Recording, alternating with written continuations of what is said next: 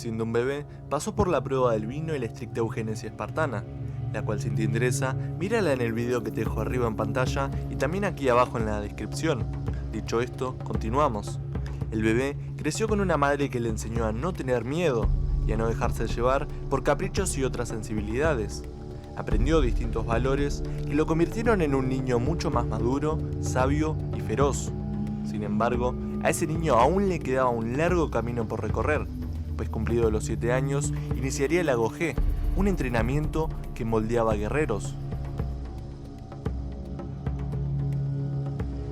Como he dicho entonces, a una temprana edad se ponía en marcha un proceso que tenía que ver con el fin de la influencia materna, y se cortaba de un tajo ese otro cordón umbilical, intangible, que seguía subsistiendo entre madre e hijo.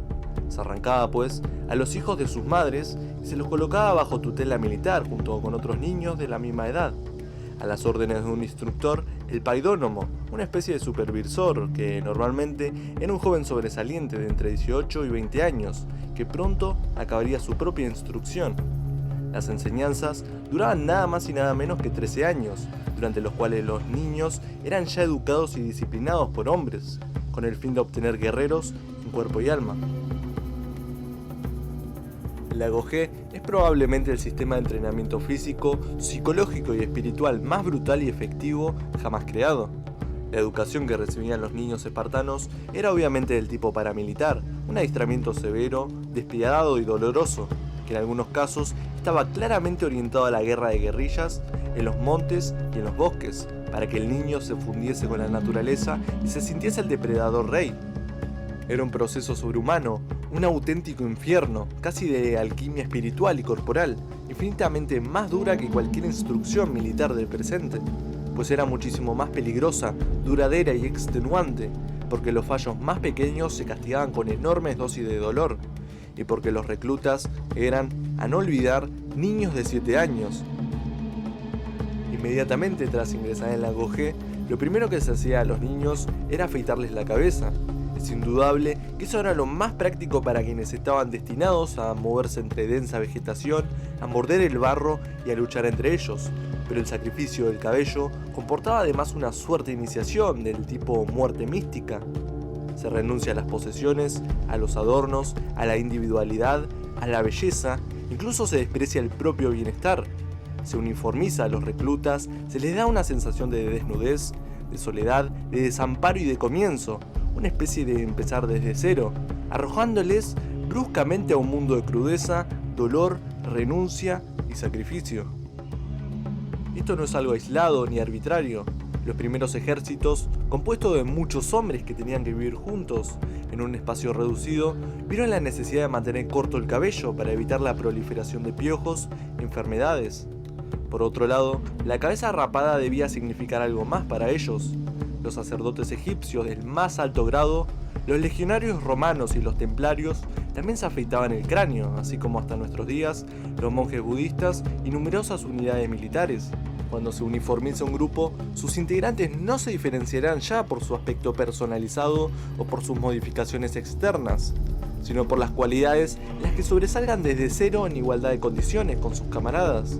Uniformizar un grupo, paradójicamente, es el mejor método para observar atentamente qué es lo que realmente distingue a los individuos.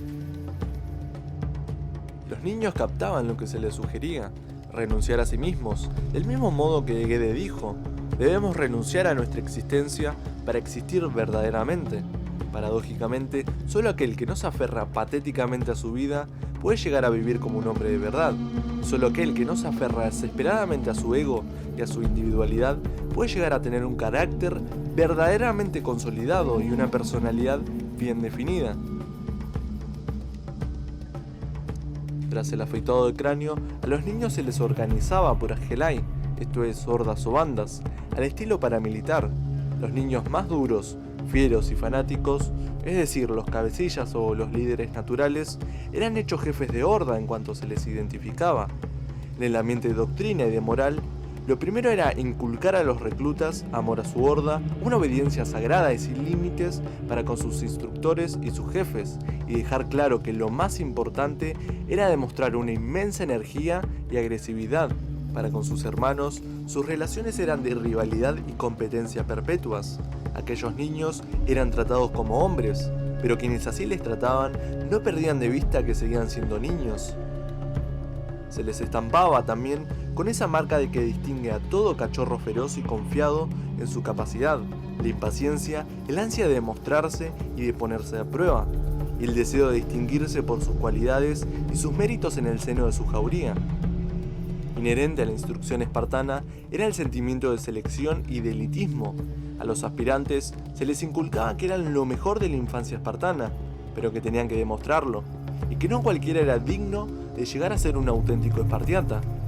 Se les metía en la cabeza que no todos eran iguales, y que por tanto eran todos distintos, y que si eran distintos, algunos eran mejores o peores, o tenían cualidades diferentes, y que en tal caso, los mejores debían estar por encima de los peores, y cada cual colocado en el lugar que le correspondía según sus cualidades. Por eso, una orden se llama así. A los niños se les enseñaba a manejar la espada, la lanza, el puñal y el escudo, lo cual les endurecía las manos, y a marchar en formaciones cerradas, realizando los movimientos con precisión y con sincronización perfecta. Prevalecían en el ámbito físico los procesos de endurecimiento y se entregaban a muchísimos ejercicios corporales pensados para favorecer el desarrollo de su fuerza y de sus cualidades guerreras latentes: correr, saltar, lanzamiento de jabalina y de disco, danza, gimnasia, natación, lucha libre, tiro con arco, boxeo y caza son algunos ejemplos.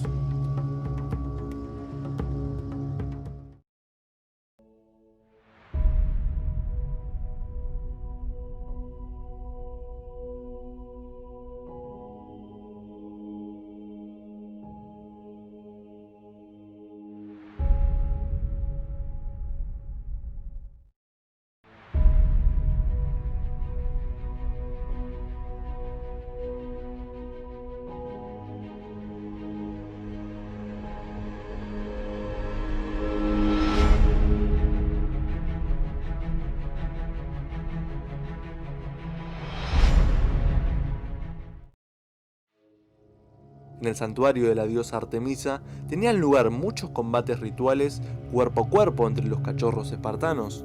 También se les enfrentaba sin más horda contra horda, niño contra niño o todos contra todos, en encarnizadas peleas a brazo partido y puñetazo limpio, para estimular la agresividad, la competencia y el espíritu ofensivo, para desarrollar su sentimiento de dominio en el cabo de las luchas y para jerarquizarles. Es fácil figurarse que se dieron dientes saltados, narices aplastadas, caras y manos ensangrentadas y pómulos machacados en las peleas de aquellos feroces niños. Además, los instructores se encargaban de azuzarles para que midieran las fuerzas entre ellos, siempre que fuera solo por competencia y afán de superación, y cuando se veía aflorar espumeante el odio, la pelea era detenida.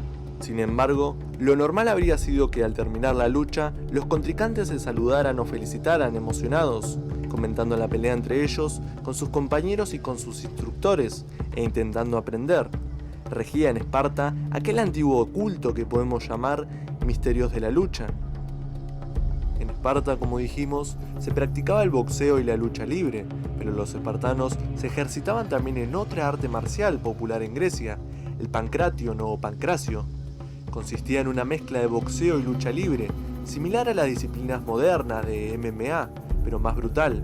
Los participantes podían incorporar a las vendas de sus puños los accesorios que creyeran convenientes para aumentar su poder ofensivo. Algunos añadían trozos de madera, láminas de estaño e incluso placas de plomo. Las reglas eran sencillas. Valía todo menos morder, así como hurgar en los ojos, la nariz o la boca del adversario. También estaba prohibido matar premeditadamente al contrincante, aunque con todo, muchos eran los que morían en ese sanguinario deporte. Los combates de pancracio, si no se podía proclamar un vencedor antes del atardecer, se recurría al llamado clímax, una solución equivalente al desempate por penales en los partidos de fútbol. Por turnos, cada luchador tenía el derecho de golpear al otro, sin que al receptor se le permitiese esquivar ni defenderse de modo alguno. Aquel a quien le tocaba propinar el golpe le decía a su contrincante qué postura debía adoptar para recibir el ataque. El objetivo era ver quién caía primero fuera de combate. En todas las luchas, competiciones y juegos, los instructores ponían gran atención para distinguir si los gritos de cada niño eran de rabia, esfuerzo o agresividad, o bien de dolor o miedo, en cuyo caso se les castigaba. Si un niño se quejaba a su padre de que otro niño le había pegado, su padre le daba una paliza, por llorón y por no haberse buscado la vida. El quejarse no sirve absolutamente para nada, es algo que procede de la debilidad. Y esa debilidad en un niño espartano era inaceptable. Es menester mencionar que todos los ciudadanos tenían derecho a reprimir a los niños, de forma que los padres tenían autoridad sobre sus propios hijos y sobre los demás. Así, cada padre trataba a los demás niños tal y como deseaba que tratasen a los suyos, como observó Jenofonte. Si un niño, pues, se quejaba a su padre de que un ciudadano le había dado latigazos, el mismo padre le daba aún más latigazos. En Esparta, todo era así de rotundo, contundente, brutal y sencillo. De hecho, todo niño espartano llamaba padre a cualquier hombre adulto, de modo similar a cuando en nuestros días se llama respetuosamente abuelo a un anciano desconocido. Es mediante las conquistas, las victorias y las derrotas que el guerrero logra conocerse a sí mismo y conocer a su adversario, en el caso de Esparta, a sus semejantes. Y cuando un hombre se conoce a sí mismo, conoce a sus semejantes y a sus enemigos, su sabiduría de vida está consumada. Adquiere de este modo una seguridad, una prudencia, una intuición y una confianza en sí mismo muy elevadas. Cada espartano, pues, conocía a su hermano porque seguramente había peleado contra él, o lo había visto pelear, o habían sufrido juntos de cualquier otro modo. Toda su vida era una guerra civil. Luchaban contra sí mismos y entre ellos, pero no por eso dejaban de estar unidos, más bien al contrario. Todos los aspectos de la vida del niño espartano eran regulados para incrementar su insensibilidad al sufrimiento y su agresividad. Se le ponía bajo una despiadada disciplina que les obligaba a aprender a controlar el dolor, en ocasiones dolor de gran magnitud y no solo físico sino también psicológico, el hambre, la sed, el frío, el calor, el miedo, la fatiga, la repugnancia, la incomodidad y la falta de sueño. Se le enseñaban habilidades de supervivencia en el campo, incluyendo rastreo, orientación, caza, obtención de agua y conocimiento de las plantas comestibles. Con ello, se reducía su dependencia de la civilización y se les ponía en contacto con la tradición de sus antepasados, cazadores-recolectores de tiempos primitivos. Para conseguir todo esto, los estrictos maestros utilizaban sin escrúpulos cualquier medio posible a su alcance. Las situaciones de desgaste a las que conducían a los pequeños eran tan intensas que es probable que les habrían acercado a un estado muy próximo a la demencia, con presencia de alucinaciones inducidas por la falta de sueño y de comida. Los mastigóforos, portadores del látigo, se encargaban de azotar brutalmente e incluso de torturar a cualquiera que fallase, se quejara o gimiera de dolor, para que las tareas saliesen perfectas. En ocasiones fustigaban sin motivo alguno, solo para endurecerlos, y los niños espartanos preferían morir antes que soltar un gemido o preguntar por qué se les azotaba. La lealtad era otra parte importantísima de la instrucción espartana. Según Séneca, la lealtad constituye el más sagrado bien del corazón humano, y según Guede, la fidelidad es el esfuerzo de un alma noble para igualarse a otra más grande que ella. La lealtad les encaminaba hacia formas de ser superiores y servía para engrandecerles. A los chicos espartanos se les inculcaba una lealtad inquebrantable para con ellos mismos, sus semejantes y su propia orden, es decir, el Estado espartano. Pero ¿hasta qué punto llegaba esta obediencia? La respuesta es que no tenía límites, era puesta a prueba día a día. A un niño espartano le podían ordenar asesinar a un niño elota o provocar una pelea con un compañero, y se daba por supuesto que no hiciera preguntas, sino que obedeciese en silencio y con eficiencia. Le podían dar órdenes aparentemente absurdas o irrealizables para ponerlo a prueba, pero lo importante era que sin titubeos buscase ciegamente la obediencia de la incuestionable orden. Obedecer era lo sagrado y lo básico, porque el superior sabe algo que el subordinado no sabe. En el ejército se dice que quien obedece no se equivoca nunca. Los pequeños espartanos eran constantemente puestos a prueba. Si a un niño espartano se le hubiera mandado tirarse de un precipicio, probablemente no habría dudado y se hubiese arrojado sin pestañear y hasta con furiosa convicción. Todo esto, a otros ojos, puede parecer exagerado e indignante, pero tal mirada aún no comprende lo que significa. Cuando el individuo se siente seguro de estar directamente al servicio de la voluntad divina, las órdenes no se cuestionan porque provienen de arriba, de allá donde no se pueden comprender, o al menos de momento. Servir a un individuo semejante pero superior es servirse a uno mismo, pues ese mando representa en tal momento a la comunidad, de la que el individuo forma parte. Cuando todas las piezas de un engranaje asumen su función con convicción, ello da una sensación general de tranquilidad, confianza y orden que permite a los hombres realizar las gestas más peligrosas y heroicas con la mayor serenidad y naturalidad. Obedecer una orden era obedecerse a uno mismo y al clan, porque el jefe era una encarnación de la voluntad de ese clan. Esta magia de lealtad, deber y obediencia es la que llevaba a los grandes espartanos por el camino de la gloria. Aún no hemos alcanzado la parte más interesante de esta historia, la cual te invito a ver en el siguiente video.